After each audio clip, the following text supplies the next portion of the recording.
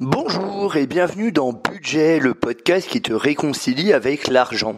Je m'appelle Franck et jusqu'en 2017, j'avais du mal à épargner et j'étais quelquefois à découvert. En 2017, j'ai décidé de prendre les choses en main et j'ai réussi à mettre 10% de mes revenus de côté. En 2018, j'ai réussi à mettre 20% pour en 2019 arriver à 30% avec un salaire de plus ou moins 3 000 € en couple et un loyer de 975 €. Avec le temps, je suis devenu un expert de l'épargne et de l'économie.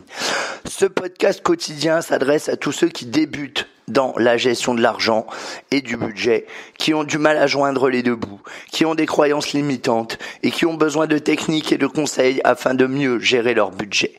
Il ne s'adresse pas ou peu aux personnes qui mettent déjà 10 ou 20% de leurs ressources de côté ou qui recherchent des solutions en investissement ou en immobilier.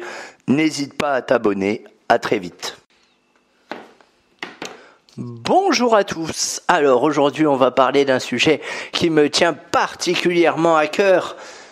Alors c'est à peu près aussi développé que le téléphone portable sinon plus. Pour certains c'est une vraie religion, surtout en France. Je veux parler de la voiture. Ça fait longtemps que je voulais faire cet épisode sur la voiture et ça y est, je le fais. Alors, je vais être franc avec vous. Je vais pas être forcément objectif. Pourquoi ? Parce que j'ai une histoire un peu compliquée avec les voitures et notamment avec le permis. Je vous explique rapidement et ensuite je passe dans le vif du sujet. J'ai vécu sur Paris pendant très longtemps. Après, je suis allé un peu en province, mais en internat, donc voilà. Et arrivé à mes 18 ans, le permis n'était clairement pas ma priorité, parce que je n'en voyais pas l'intérêt.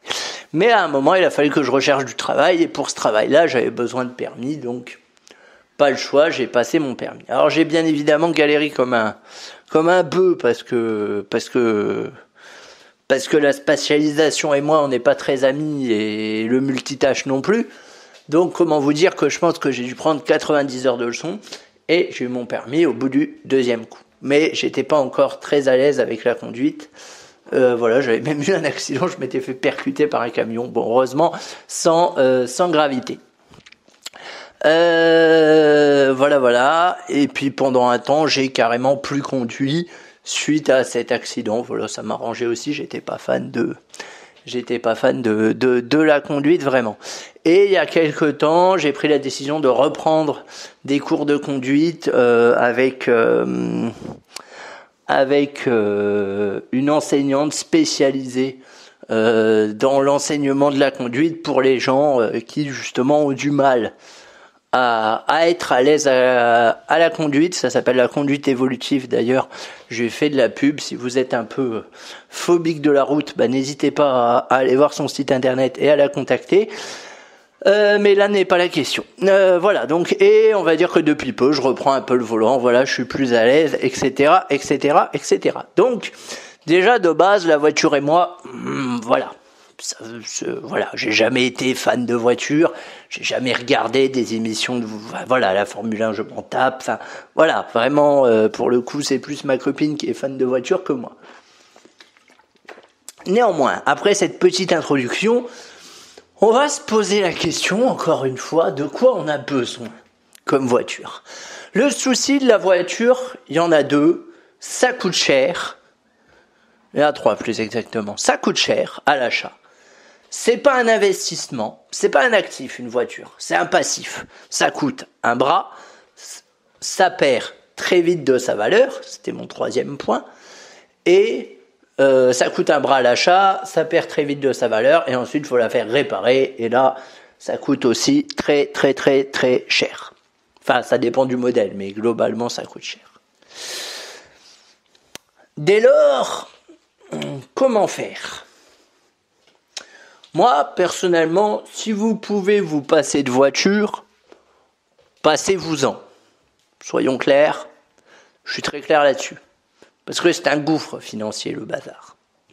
Si vous ne pouvez pas vous passer de voiture, prenez un modèle adapté à vos besoins et non pas à vos envies. C'est quoi la différence? Dans l'envie, on est dans les émotions.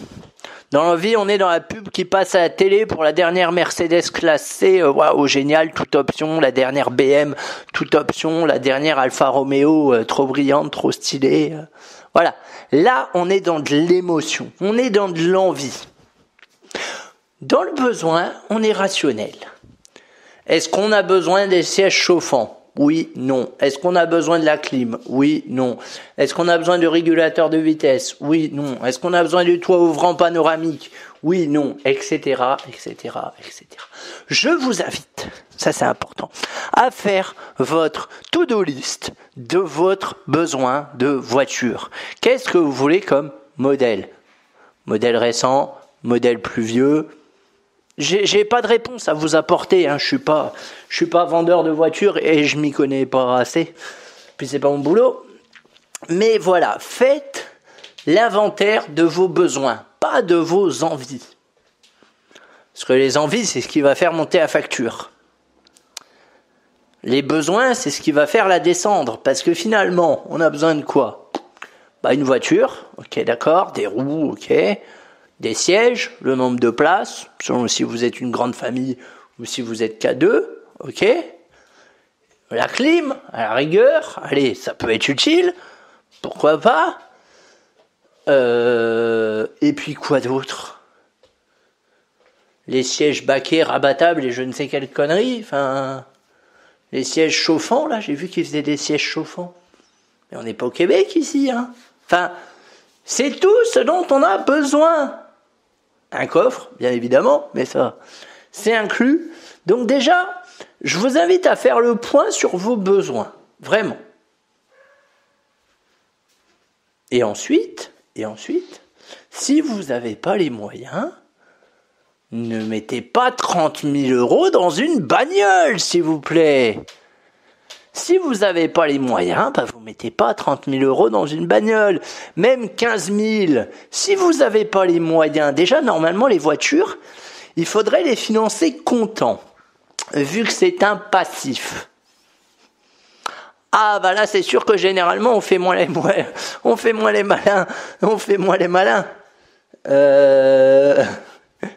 Normalement, les voitures, il faut les financer comptant. Il faut pas faire de crédit. Parce qu'on ne fait pas de crédit pour les passifs. On fait des crédits pour des investissements. Quelque chose qui nous rapporte des sous. Et ouais. Alors vous allez me dire, oui, mais t'es gentil Franck, mais les 15 000, moi je les ai pas. Est-ce que vous avez besoin d'une voiture à 15 000 €? Est-ce qu'une voiture à 8 000 €, à 5 000 € ne vous conviendrait pas mieux et ne serait pas plus adapté à vos besoins? Si vous avez les besoins de monsieur et madame tout le monde, voilà, ça suffit. Ensuite, je vous donne un autre conseil. Au vu de la dépréciation d'une voiture, parce qu'une voiture perd de sa valeur tous les ans. Savoir, la voiture, vous l'achetez neuve, vous roulez avec, rien que d'allumer le moteur et de parcourir 1 kilomètre, a déjà perdu je sais plus combien de sa valeur. Bref, ça se déprécie très rapidement, une voiture. Donc, on n'achète pas du neuf. On achète d'occasion. Vous allez dans un concessionnaire, vous achetez d'occasion. Si vous devez prendre un crédit, encore une fois, je ne vous conseille pas, vraiment pas, mais si vous devez prendre un crédit, négociez-moi le taux. Les concessionnaires, ils proposent des crédits à 5%. Ne vous engagez pas là-dedans, c'est un taux énorme. Les banques proposent du 3%. Sur Internet, vous pouvez, je pense, négocier du 2%. C'est déjà mieux. Mais encore une fois, si vous pouvez, n'achetez pas votre voiture d'occasion. N'achetez pas votre voiture à crédit. Je dis des bêtises. Achetez-la d'occasion et si possible, comptant. Si vous avez l'argent. Après, diesel, essence, j'en sais rien. Là-dessus, je m'y connais pas du tout. Le diesel est de plus en plus taxé. Bon, voilà. Après, là-dessus, je ne sais pas.